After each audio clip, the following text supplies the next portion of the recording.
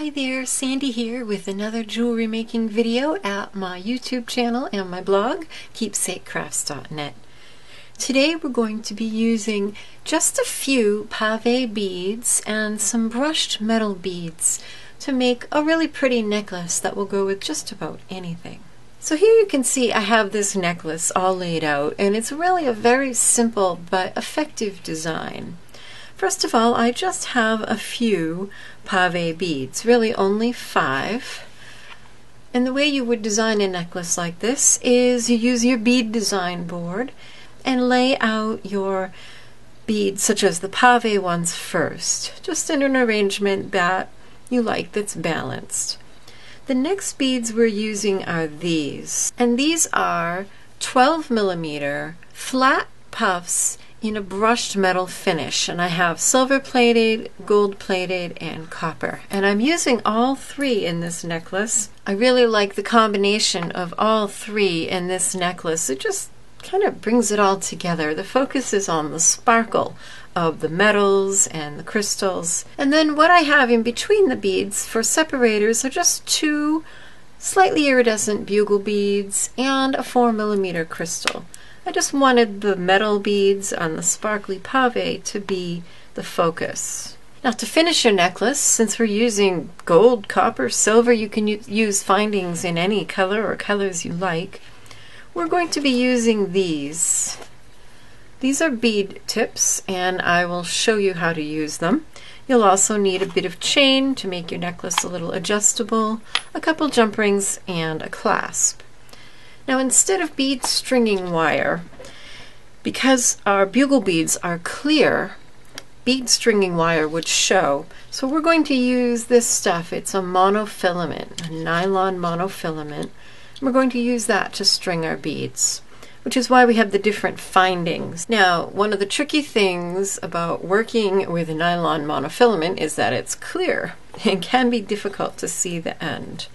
So here's a good little trick for you. Get a scrap of paper and a Sharpie marker. Lay the end of your monofilament on the scrap of paper and go ahead and color it with your Sharpie.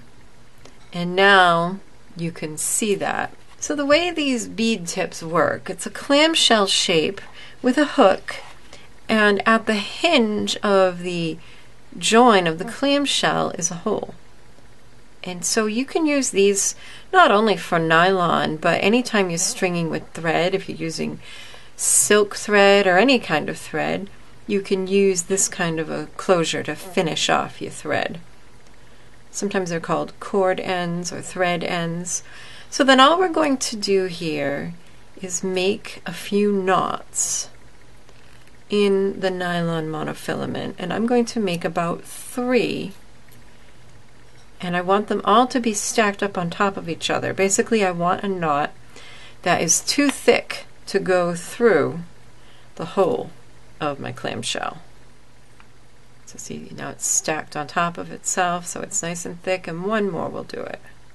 And now slide that clamshell back down, and you can see that knot isn't pulling through. Then you can trim off the excess, and I'm just going to use a toothpick to apply a dab of glue inside that clamshell on the knot. So now you can see I've got a little bit of glue in there inside the clamshell, and now we're just going to close that up, and a good tool for doing that is crimping pliers, as it's got the rounded spots.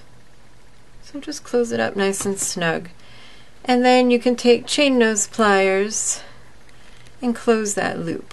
And now all you need to do is string your beads. And I'm going to start with a bugle bead, a crystal, and then another bugle bead, and that will be the pattern. Those will just be the spacers in between all of our metal and pave beads. And that's the great thing about one of these bead design boards, is that you do all the work in the laying out, and then it's just a matter of stringing it.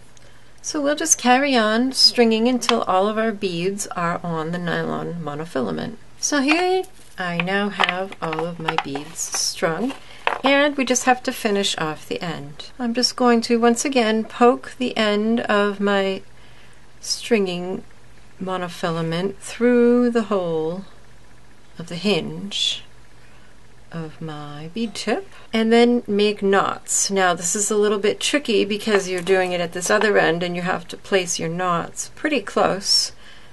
So I have an awl here to help me. So you make your loop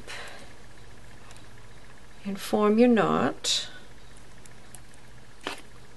and then I'm going to put the awl in it and just slide down, and now you see I've got it placed right there. And then repeat to make a couple more knots, and then as before, trim the extra and add in a dab of glue, and then close up the shell. This one's cute. It's a heart shape rather than a round shape. Alright, and then I'm going to close this loop. Then go ahead and open a jump ring, add it to one of your loops, and add on your clasp.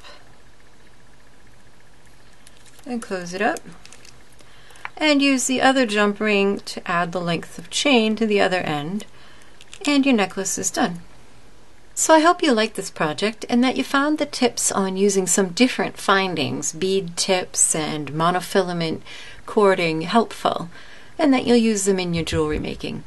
If you liked this video, be sure to give it a like and also share it, and make sure you've subscribed to my YouTube channel so you'll see more like it. You can follow me on Facebook, Pinterest, Instagram, and on my blog. Happy creating. Bye-bye.